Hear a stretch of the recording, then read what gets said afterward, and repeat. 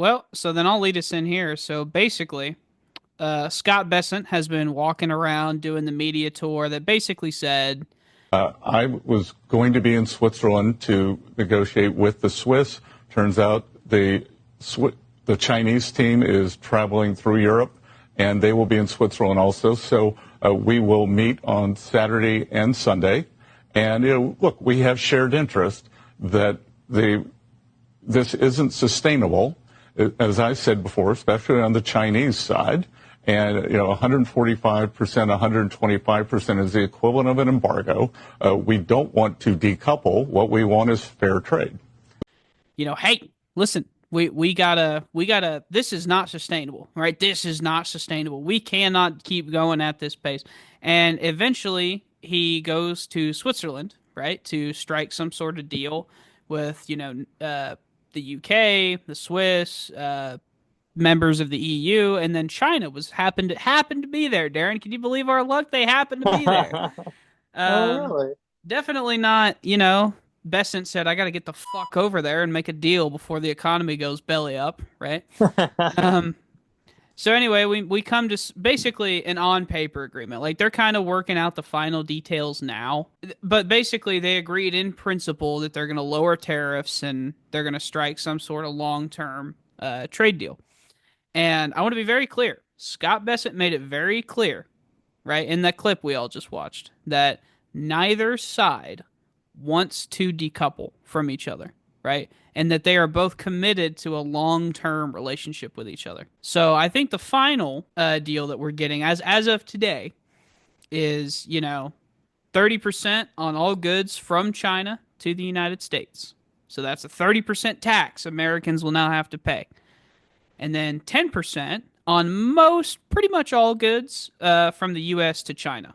So that's currently where we stand. And keep in mind, those are both down from about basically an embargo of 150%.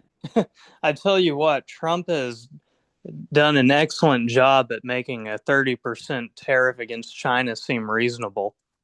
because because from where it was, this seems like amazing. And I think, to my knowledge, there might be future adjustment. Like this is the rate it's at for 90 days, and they're gonna, like you said, make a deal. These might change. Hopefully, it goes even lower. Especially if he's applying it to just all goods. Hopefully, it goes even lower. I'm pleased because I think we're pulling back from a very bad thing, and the adults are taking charge, and they're remedying his mistakes, the Mad King's mistakes. So hopefully there's gonna, Well, I'm sure there'll be some face saving stuff, and I'm hoping like a better outcome will come out of all of it, and I don't think it's too late for that.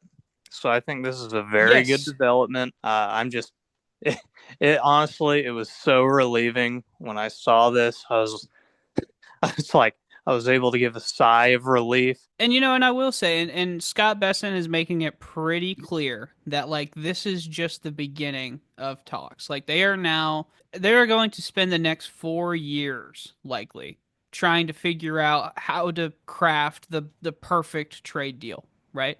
Or perfect from each side's perspective. Obviously, every individual might have a problem with it, and it's going to hurt and benefit some more than others. Obviously, I am curious to get your read on this because there's been entire columns and major news articles written about this, about hey, who blinked first, like who called who first, and first of all, I like, just to give you mine, it doesn't matter that we called first. Like I don't care that we cried uncle to China and said, okay, we got to fix this. But I am curious, like, I don't know how much you're into like the strong man and never appear weak and never blink and maximum pressure.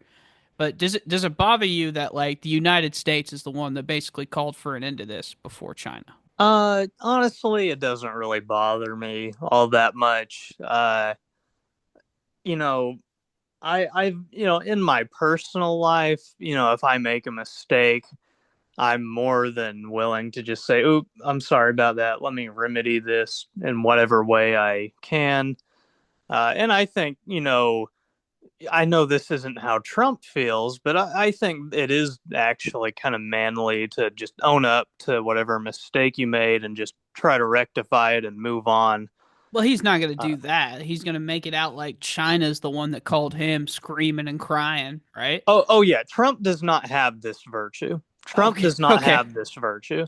But if he can get some, face saving whatever and then just move on from it, you know, it sucks that, in some respect it kind of sucks that we blinked first. How does it make us look? But on the other hand, you know, if it makes us look a little bad for a little while, whatever, I just don't want to have to deal with the consequences of his stupidity. So let's just move on, get a good deal out of it, hopefully somewhere better than we were before April 2nd. If not, and it's roughly the same, call it a wash. Oh well, I just hope that it gets better. So to me, it's whatever. I just hope that our two countries can move on from it. Well, so my worry here, and this is really, I mean, unless you have follow-up questions, I don't have too many more thoughts on this one, but my worry here is the incentive structure, right? That as a result of this. So you have, at the very beginning, before Trump even took office, we have a 10% tariff on China, and that's already ridiculously high, right? And then he goes absolutely buck wild. Goes, I mean, straight to DEFCON 2. It was absolutely nuclear.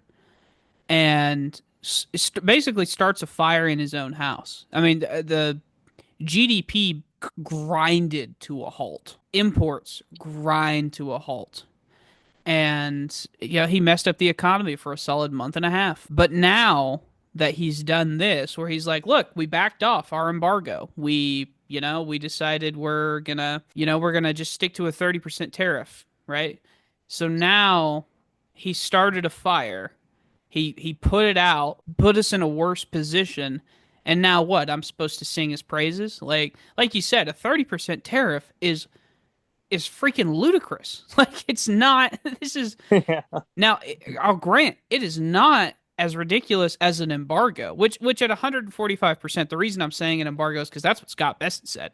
Right? It basically halted all trade, and Oh yeah, yeah. It was really it was going to have it already had a big impact, but if it were to continue, it would have been an impact that we really felt. So I'm glad that's over yeah, for now. and so like I'm done with the cycle of like we have to now sing his praises because he now listen if he gets us to a point that was better than like you said April 2nd or January 19th, which, the day before he took over, then like I'll, hey, I'll cheer him on. I'll root for him, but I will not incentivize this behavior with gratitude. I cannot do it. It just is not in me to. I mean, this is just rewarding like brash incompetence, you know? Yeah, that is a good point. Maybe I shouldn't be too quick to sing Now, his now we praises. we are better off. I'm not taking that away from him. We are better off than we were 30 days ago when he set a whole new set of rules. 100%. Yeah, yeah. I guess you're probably right. I shouldn't be too quick to sing his praises if he goes back on it a little. It's like, yeah, instead of setting the whole house on fire, maybe only one room is going to get burnt up. So I guess I shouldn't be too happy yet, but I am happy. It, I'm actually surprised. I feel like this week, with the exception of maybe a few minor things, in the grand scheme of things, I think this has been the first really positive, few days we've had since the start of his presidency. I think it's all been really positive developments. Uh, Yeah, especially if more of them get more fleshed out.